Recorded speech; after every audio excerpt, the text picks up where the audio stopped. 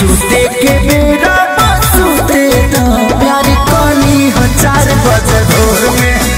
अभी सूते के बेरा सूते तो प्यार कली हो 4 बजे भोर में।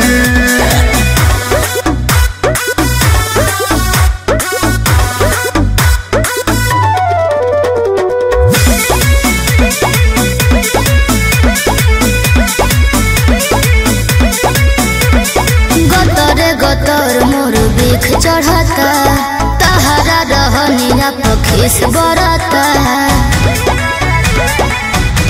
हे धनिया है बन के अपन नजरिया चदरिया ओढ़िलाना हो कि होता जिया ना हमार निंदिया जनवा छोड़ दाना हो। कद बढ़ोतरी तू छागल के सोर में।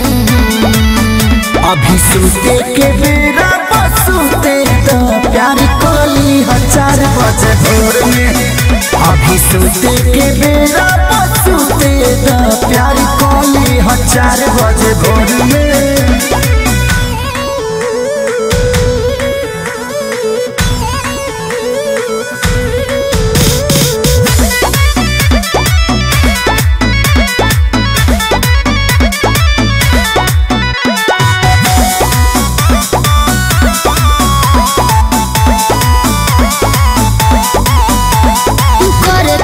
बात बड़ी खास राजा जी अब नहीं होता बर्दास राजा जी।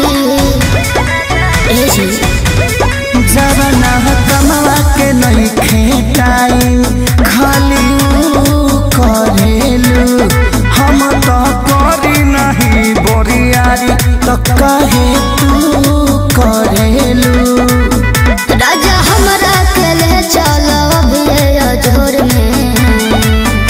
अभी सूते के बेरा सूते दा प्यार कली हो 4 बजे भोर में। अभी सूते के बेरा सूते दा प्यार कली हो 4 बजे।